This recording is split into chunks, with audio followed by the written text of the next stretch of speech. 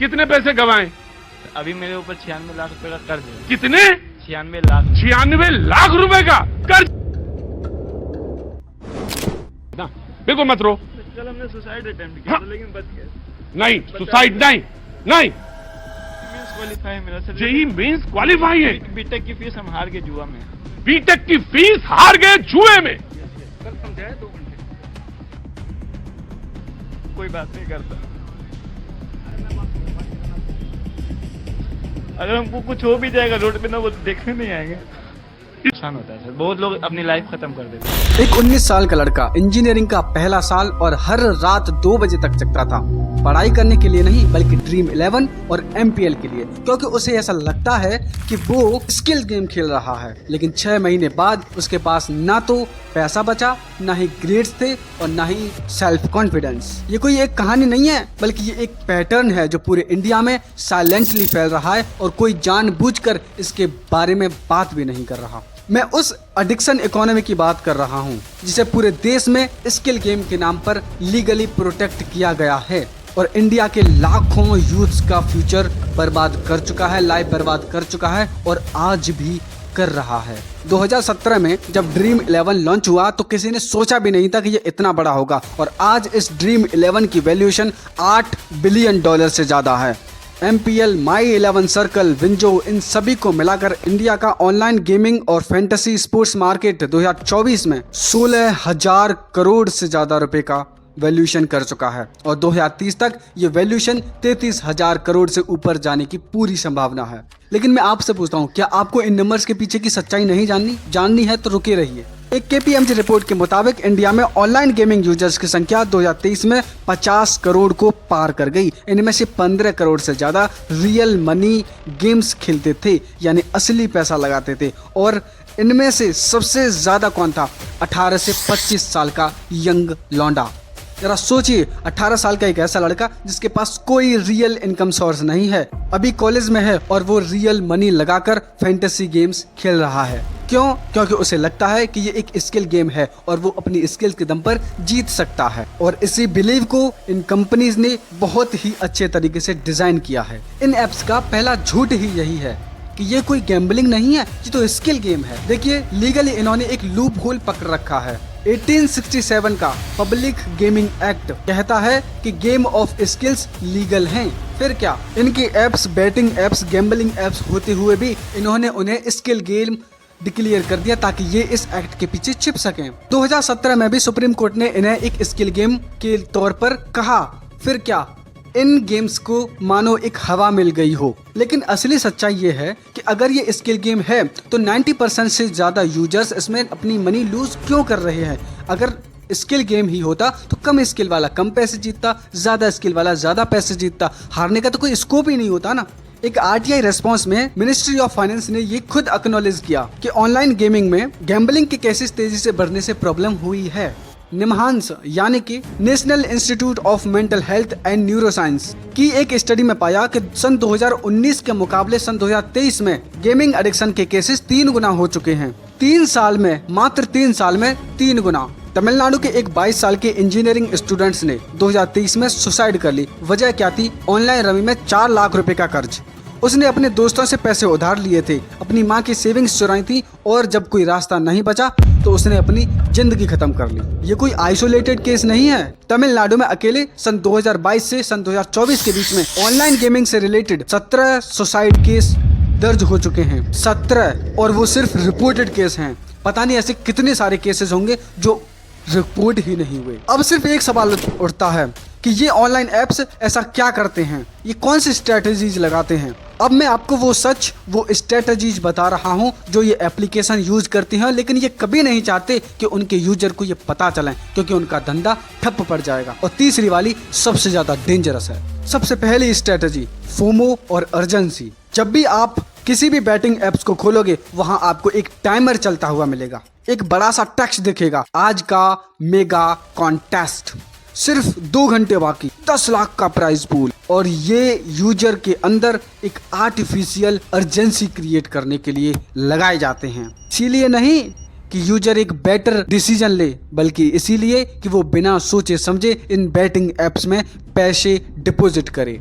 दूसरी सबसे बड़ी स्ट्रेटजी, विनर को सेलिब्रेट करना। हर बड़ी जीत को सोशल मीडिया पे जानबूझकर वायरल किया जाता है। Rahul from Patna won 50 lakh rupees, लेकिन आपको ये कभी ये नहीं दिखाएंगे कि उस एक राहुल को जीतने से पहले कितने राहुल हार चुके हैं। तीसरी और सबसे डेंजरस स्ट्रेटजी, रेफरल और फर्स्ट डिपॉजिट बोनस। पहली बार डिपॉजिट करो और 100% का बोनस पाओ। यानी अगर आप 500 रुपए डिपॉजिट करते हैं तो आपको इंस्टेंट 1000 रुपए मिलेंगे। इससे ये फील होता है कि हाँ मुझे कुछ मिला है, मैंने कुछ कमाया है। लेकिन आप इस अमाउंट को विड्रॉ नहीं कर सकते। अगर आपको इस अमाउंट को विड्रॉ करना है तो इसमें थोड़ा और अमाउंट डिपॉजिट करो। यह तो वो वाली बात हो गई ना कि पहली चोट को संभालने के लिए मैं दूसरी चोट मार लूं। ये एंट्री का वो जाल है जहां आने का रास्ता तो है लेकिन जाने का रास्ता नहीं है। अब सबसे बड़ा सवाल, इन सब के बावजूद सरकार कहाँ थी? जिन बाबुओं को हमने चुन चुनकर मंत्रालय में बिठा रखा है उन्हें एसी की हवा और मूंगफलियां चुगने के लिए नहीं बिठा रखा। 2023 में गवर्नमेंट ने ऑनलाइन गेमिंग के ऊपर 28% की जीएसटी लगाई, जिससे सरकार को एक बरकरार रेवेन्यू आने लगा। लेकिन कंपनीज का क्या गया? उन्होंने वो अमाउंट यूजर पर ट्रांसफर कर दिया। अब यूजर पहले से और ज्यादा मरने लगा। आईटी मिनिस्टर ने सेल्फ रेगुलेटरी ऑर्गेनाइजेशन बनाने की बात की, जो अपने आप में एक भद्दा मजाक है। सेल्फ रेगुलेशन का मतलब है कि सरकार कंपनीज को यह कह रही है कि तुम अपने रूल बनाओ, तुम्हें कितना एडवर्टाइजमेंट करना है, तुम्हें कितना पैसा इन्वेस्ट करना है, ये तुम डिसाइड करो। और अगर कोई गलती होती है तो उन्हें तुम खुद सुधार करो। जैसे सिगरेट कंपनी को कहा जाए कि ये तुम डिसाइड करो तुम्हें कितना प्रचार करना है और उस प्रचार में कितना इन्वेस्ट करना है। अगर चोर को ही पुलिस बना दोगे तो चोरी कभी रुकेगी क्या?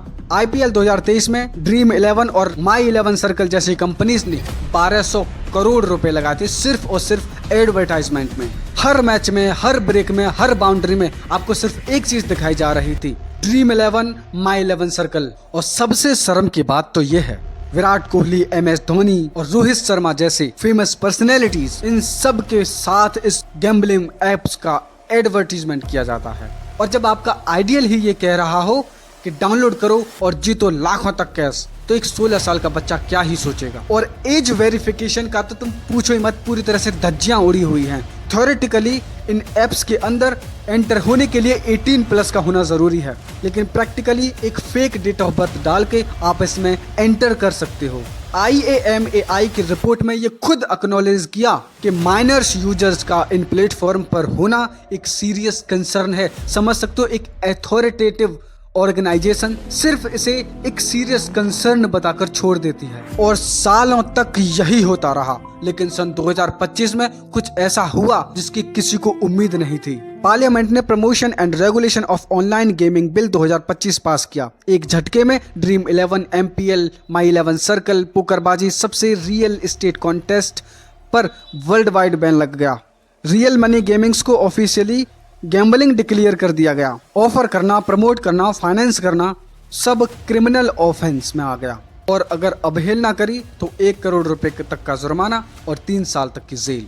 अगस्त 2025 को ड्रीम 11 ने अपने सभी पेड कॉन्टेस्ट सस्पेंड कर दिए। वही ड्रीम 11 जिसका लोगो इंडिया की जर्सी पर था। BCCI को पब्लिकली ये कहना पड़ा कि अगर ये परमिसेबल नहीं है तो हम कुछ नहीं कहेंगे। गवर्नमेंट ने फाइनली ये माना कि ये एप्स, ये प्लेटफॉर्म्स फाइनेंशियली और साइकोलॉजिकली हार्मफुल हैं। लेकिन ये माना कब? सालों बाद, जब तक तमाम लोग अपनी जिंदगी बर्बाद कर चुके थे। इन्फोर्समेंट डायरेक्टरेट ED ने विंचो, गेम्स क्राफ्ट और ड्रीम 11 पर रेड की। एक प्लेटफॉर्म ने बैन लागू होने के बाद भी 43 करोड़ यूजर के फंड को रोक कर रखा।